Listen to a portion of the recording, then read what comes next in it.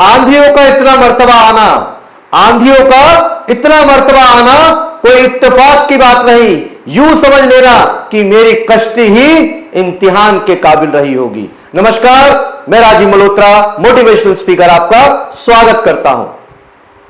संकल्प का कोई विकल्प नहीं। सफलता के लिए एक संकल्प ही काफी है। यह संकल्प अपने प्रति होना चाहिए, समाज के हित में होना चाहिए, तभी आपको वो सफलता देगा। डिज़रायली ने कहा था कि इस संसार में कुछ भी नामुमकिन नहीं, बस एक संकल्प ही काफी है। एक गालिब का शेर याद आता है कि रगों में दौड़ने फिरने को हम नहीं कायल, वो लहू ही क्या जो आंख से न टपके। तो सफलता के लिए एक जुनून, एक संकल्प ही काफी है, और संकल्प का कोई विकल्प नहीं होता। सम्राट अशोक एक जमीन के टुकड़े के लिए, कलिंग के युद्ध के लिए लड़ गए, और उस जमीन के टुकड़े के लिए संकल्पवान थे। और जब उस युद्ध में उन्होंने चारों तरफ सिर्फ रक्त ही रक्त देखा, तब उनका दिल पसीज गया, और उसी दिन से उनके मन में एक विचार आया कि आखिर इस जमीन के टुकड़े के लिए मैंने इतने लोगों की आहुतियां दे दी। और उस दिन एक संकल्प और लिया कि आज के बाद कभी शस्त्र नहीं उठाऊंगा। और उस संकल्प के प्रति, अपने संकल्प के प्रति इतना निष्ठावान रहे कि अहिंसा के पुजारी हो गए और बौद्ध धर्म अपना लिया। ये क्या है? ये सिर्फ संकल्प की शक्ति है। वो संकल्प जिसने लड़ाई लड़वाई, और वही संकल्प जिसने अहिंसा का पुजारी बना दिया, वही संकल्प जिसने बौद्ध धर्म अपनाने को मजबूर कर दिया। ये अशोक महान की जीवन गाथा की एक सच्ची घटना है। संकल्प में इतनी शक्ति है कि खोजने की चाह अगर कोलंबस जैसी हो तो नई दुनिया अवश्य मिलेगी। ये हमारे ऊपर निर्भर करता है कि हमें नई दुनिया खोजनी है या सिर्फ पुरानी दुनिया में ही उलझे रहना है। संकल्प के लिए एक चीज चाहिए, और वो है दृढ़ता। खुद ही को कर बुलंद इतना, हर तकदीर से पहले खुदा तेरे से पूछे, बता बंदे तेरी रजा क्या है। तो दृढ़ता, दृढ़ निश्चय आपके पास होना चाहिए। कुछ भी हो जाए, मुझे अपने सपने, अपने लक्ष्य, अपनी सारी जरूरतें पूरी करनी ही है। संकल्प के लिए क्या नहीं चाहिए, और वो है दुविधा। जब हम सफलता की ओर अग्रसर होते हैं तो हम अपने ऊपर ही भ्रम करने लगते हैं, अपनी क्षमताओं पर भ्रम करने लगते हैं, अपने ऊपर ही शक करने लगते हैं, और हम कभी आगे देखते हैं, कभी पीछे देखते हैं, और दूसरों की सफलताओं से जलने लगते हैं, और अपने ऊपर ही हम क्या करते हैं? अविश्वास करते हैं। मेरे से नहीं होगा, मेरे से पहले भी नहीं हो पाया था, आगे भी नहीं होगा। और इन दुविधाओं में पड़े रहते हैं, और दुविधाओं में सिर्फ अक्सर इंसान को सिर्फ असफलता ही मिलती है। दुविधा में कबीर जी कह गए हैं, सत्य नाम कड़वा लगे मीठे लगे दाम, और दुविधा में दोनों गए माया मिली ना राम। तो इसीलिए जिसने अपनी दुविधाओं पर फोकस करा है, अपनी समस्याओं पर फोकस करा है, अपने अविश्वास पर फोकस करा है, उनको सिर्फ और सिर्फ पछतावा मिला है, उनको असफलता का मुंह देखना पड़ा है। एक दंत कथा सावित्री और सत्यवान की। जब दोनों में प्रेम था तो शादी से पूर्व ही सावित्री को पता था कि सत्यवान की उम्र सिर्फ 1 वर्ष बाकी है। देखिए, सावित्री को पता था कि सत्यवान की उम्र सिर्फ 1 वर्ष बाकी है, फिर भी उन दोनों ने विवाह किया। और जब यमराज उनको लेने आए तो सावित्री पीछे पीछे चलने लगी। यमराज ने कई बार मना करा, जा पुत्री लौट जा, अब तेरे पति को तेरे को नहीं दिया जाएगा, इसकी उम्र बीत चुकी है। पर सावित्री यमराज के पीछे चल दी, और चलती गई, और यमराज ने कहा, सावित्री चली जा, तेरे पति को तेरे को नहीं दूंगा। लेकिन यमराज को झुकना पड़ा, सावित्री की संकल्प के आगे यमराज को भी झुकना पड़ा और यमराज ने कहा, मैं तेरी इस मेहनत और लगन से प्रसन्न हूं, मैं तेरी इस निष्ठा से प्रसन्न हूं, मैं तेरे संकल्प से प्रसन्न हूं, बता एक वर मांग ले जो मांगना है। और सावित्री ने कहा, प्रभु मुझे एक वर दे दीजिए, मुझे पुत्रवती होने का आशीर्वाद दे दीजिए। और यमराज ने कहा, तथास्तु। अब देखिए यमराज जी भी कह के फंस गए। जब कहा तथास्तु तो यमराज जी को यह आभास ही नहीं हुआ कि मैंने किस चीज का आशीर्वाद दे दिया। और बाद में जब यमराज जी को पता लगा कि मैंने आशीर्वाद तथास्तु बोल चुका हूं, तो अब उन्होंने कहा, जा सावित्री अपने सत्यवान को भी ले जा। यह संकल्प की ही शक्ति है जिसके माध्यम से पत्नी ने अपने पति की जीवन को बचाया। एक दंत कथा और है कि जिसमें एक छोटा सा बालक ध्रुव चाहता है कि मैं ईश्वर की गोद में बैठूं, मैं ईश्वर को प्राप्त करूं, और वो वन की ओर चल देता है। और जब नारद मुनि आते हैं और देखते हैं कि इतने घने वन में एक छोटा सा बालक ईश्वर की तपस्या कर रहा है और दर दर भटक रहा है, तब नारद जी ने उसे कहा कि पुत्र कहां जा रहा है? तो ध्रुव बोले कि मुझे ईश्वर की प्राप्ति करनी है। नारद जी ने पहले परीक्षा ली, क्योंकि ये सृष्टि, ये कायनात आपको बहुत कुछ देगी, पर देने से पहले आपकी परीक्षा जरूर ली जाएगी। नारद जी ने परीक्षा ली और ध्रुव उस पर अड़े रहे कि मुझे ईश्वर को ही प्राप्त करना है। और तब नारद जी ने एक मंत्र दिया, ओम नमो भगवते वासुदेवाय। ध्रुव इसको जपते रहो, ईश्वर की प्राप्ति होगी।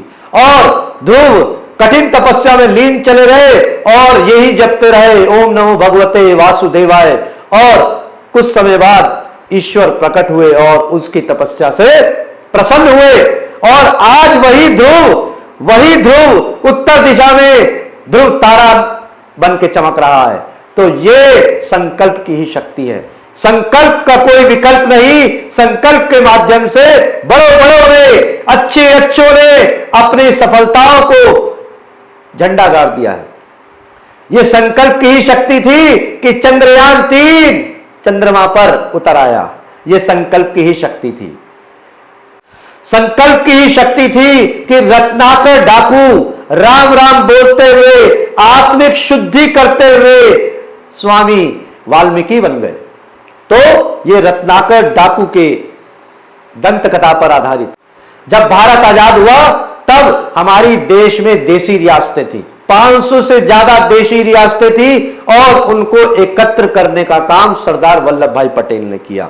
यह संकल्पवान व्यक्ति सरदार वल्लभ भाई पटेल, जिनको लौह पुरुष के नाम से जाना जाता है, 500 से ज्यादा देशी रियासतों को एकत्रित कर दिया और देश को आजाद करने में, देश को स्वतंत्र करने में महत्वपूर्ण भूमिका निभाई।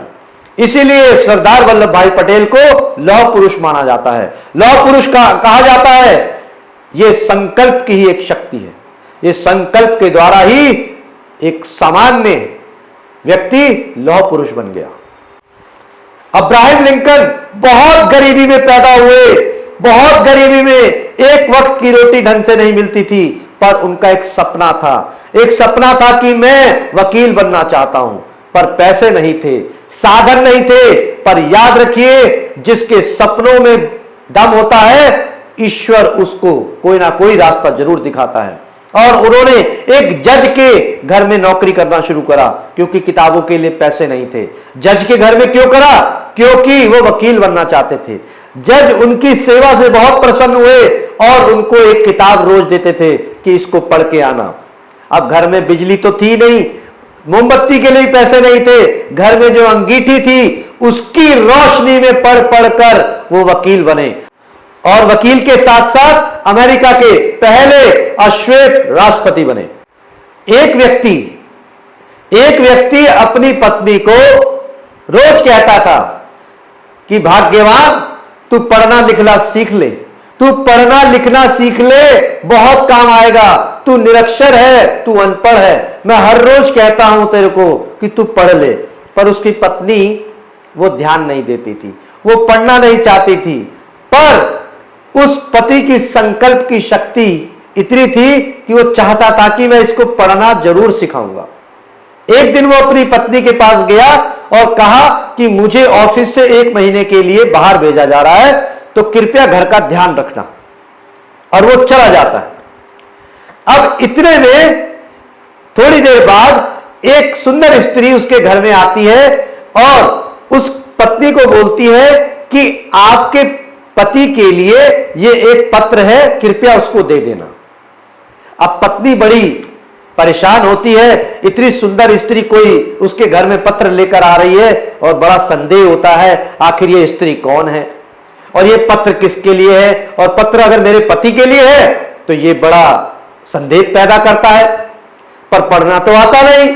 जब पढ़ना नहीं आता तो अब वो सोचा उसने कि मैं क्यों ना पड़ोसी से पढ़वा लूं, पर बाद में विचार आया अगर कुछ ऐसा वैसा निकला तो मेरे पति की बदनामी होगी।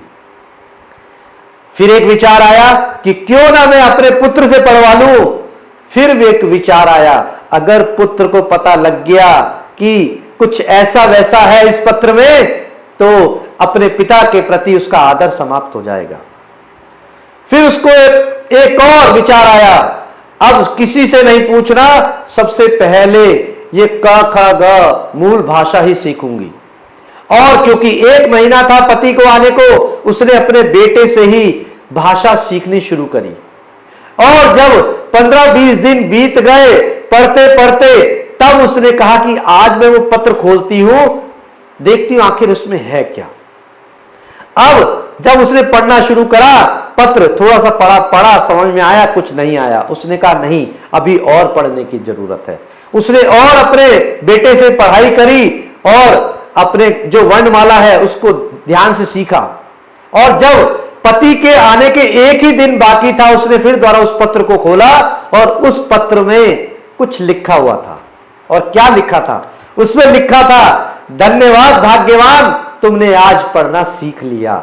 और जब वो पति आया तो उसने अपनी पत्नी को पूछा उस पत्र में क्या लिखा था।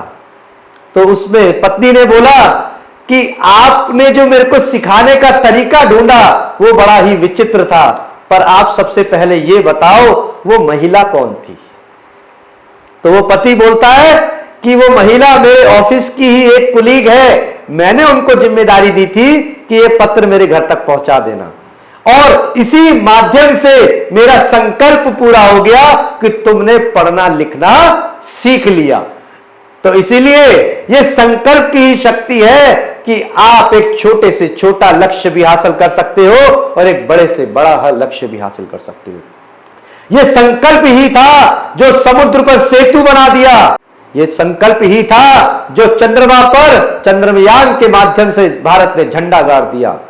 तो इसीलिए संकल्प का कोई विकल्प नहीं। जब तक लक्ष्य प्राप्ति ना हो जाए तब तक संकल्प अडिग रहता है। चाहे रास्ते में जितने भी झंझावत आ जाए, जितनी भी समस्याएं आ जाए, जितनी भी मुसीबतें आ जाएं, ये संकल्प अडिग रहता है।